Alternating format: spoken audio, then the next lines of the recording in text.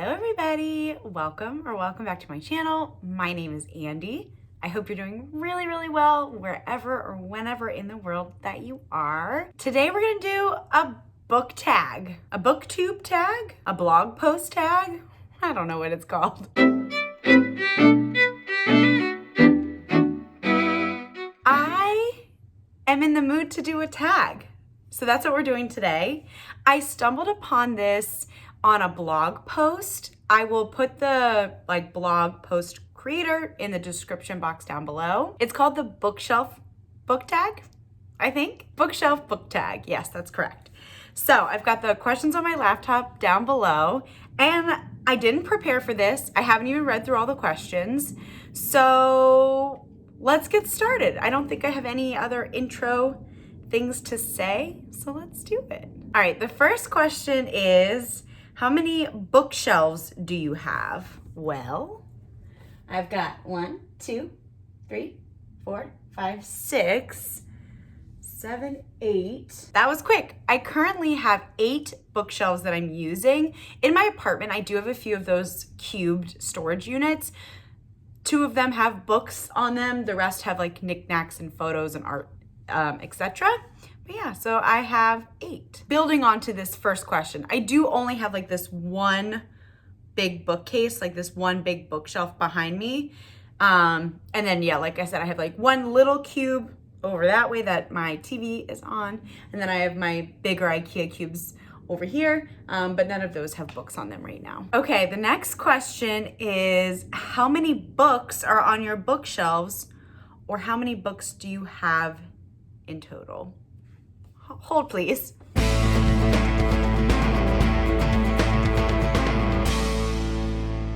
Oh my goodness, I have way more books than I thought. I own 116 physical books right now. I'm shocked. That's a lot of books. That's a lot of books. Wow. All right, moving on. The next question is, how do you organize your books? Generally speaking, my organization is kind of by shelf, is by genre. And then within each shelf, it's kind of color rainbowed, color grouped, color progressive coloring-ish. Is that how I would describe it?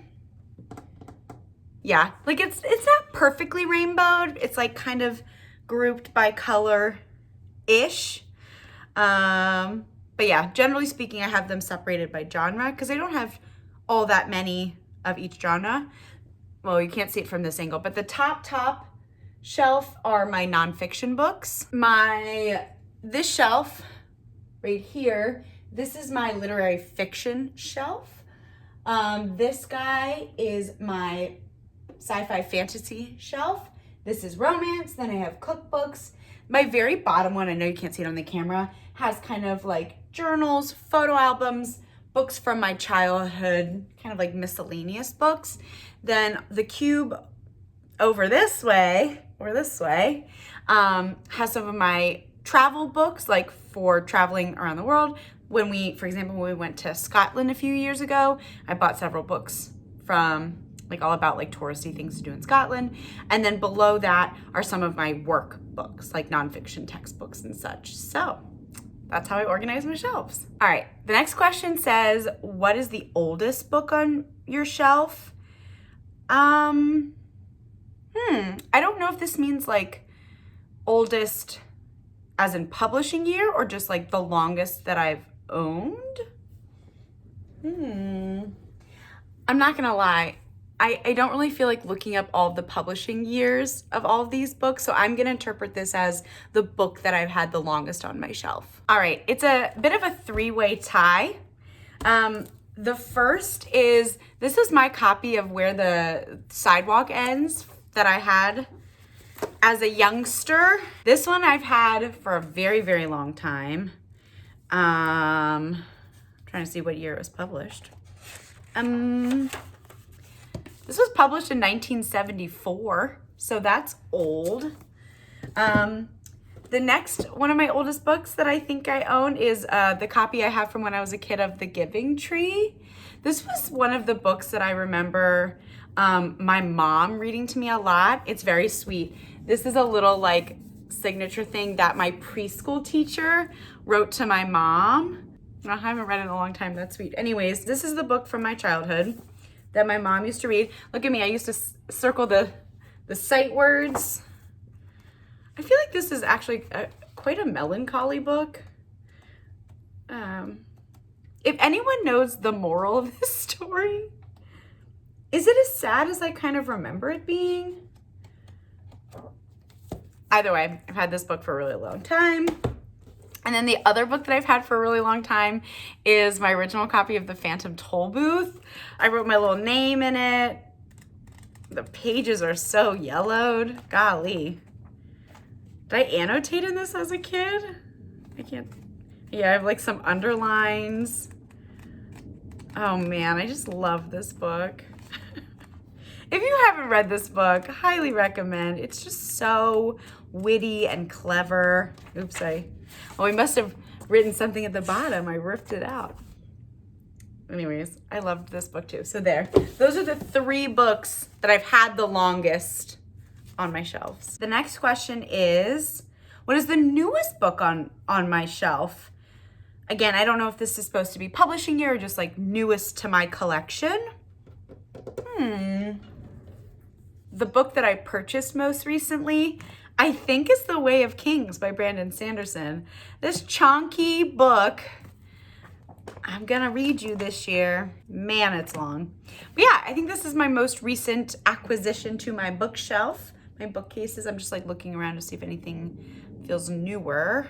I think this is it. 2 other books that I got recently, a little bit before that, is I got a signed copy of The Daring Pursuit by Kate Bateman. She's like my favorite historical romance author, and she wrote me a little personalized note.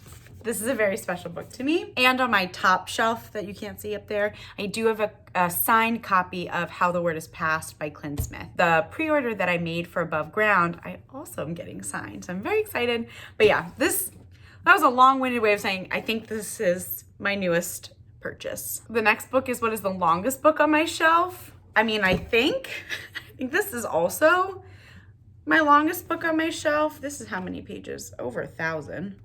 This is just over 1,000 pages.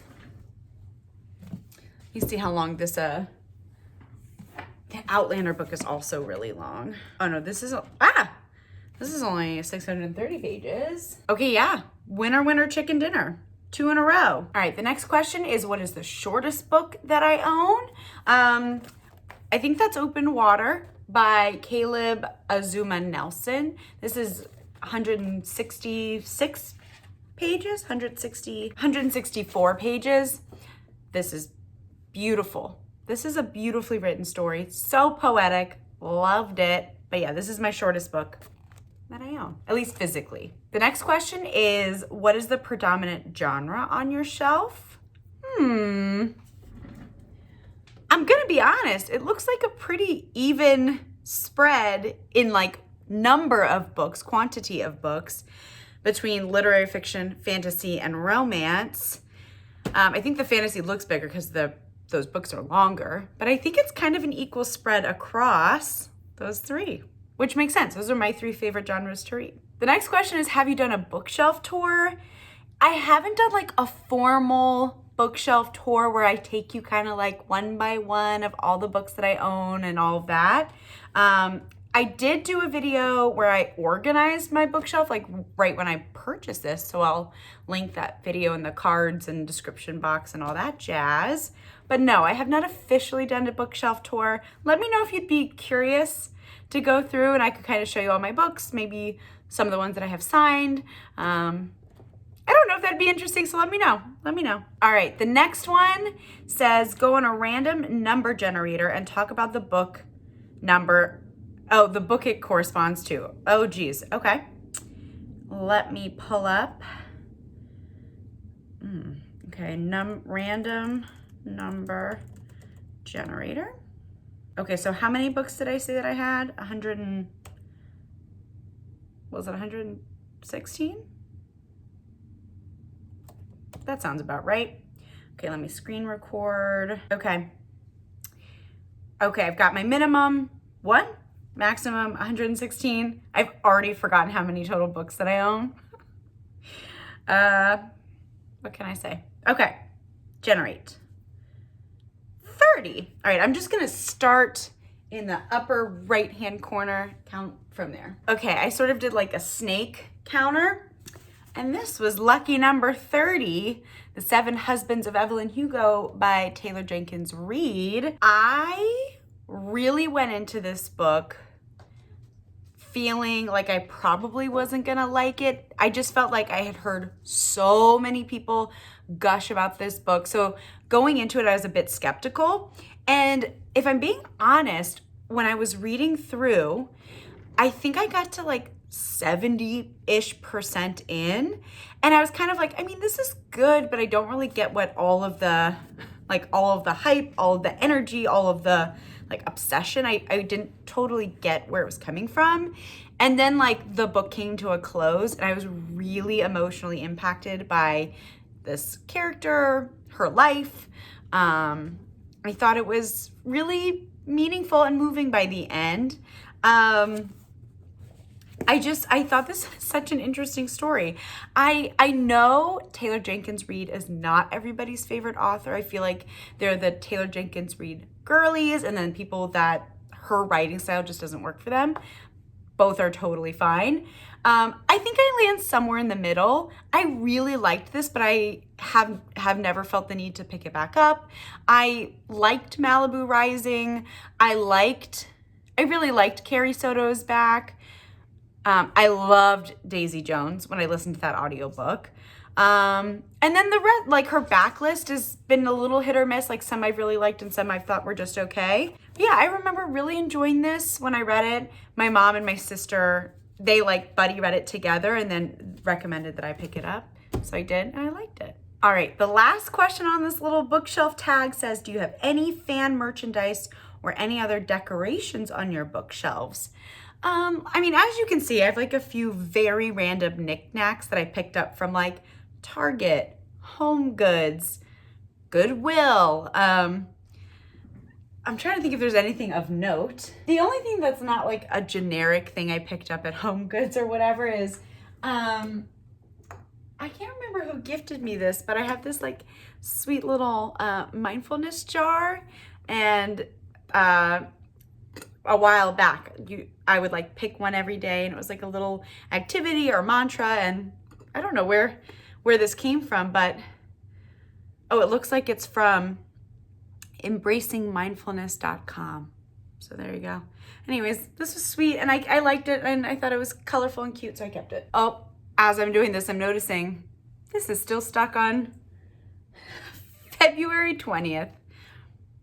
I should change it because it's March, but I'm not going to. Anyways, there it is. There's my bookshelf tag. I think the blog post that I found didn't know who the original creator was. So if you do know who was the OG creator, please let me know in the comment section down below. Like I said, I'll list the blog post that I discovered this from in the description box. If you want to do this, do it. Tag me in it if you do. I'd love to like hear more about what's on your shelves. Feel free to leave any of like the answers in the comments below too. Thank you so much for being here. It means so much to me. If you like bookish content, journaling content, please feel free to like this video, subscribe. Really helps the channel. We'd be happy to have you as part of this little itty bitty corner of, you know, the interwebs. It's a nice place to be, nice place to talk about books. If you made it to the end, go ahead and leave sorry, I'm just watching Francis playing soccer. Okay, if you made it to the end, go ahead and leave a book emoji because we're talking about books that we own. That's sort of lame, but it's gonna work. It's gonna be fine. That sounds good. Okay, I'm rambling again. Ending these videos is always so awkward. Have a wonderful rest of your day, afternoon, evening, whenever you're watching this, and I'll see you guys in my next video soon.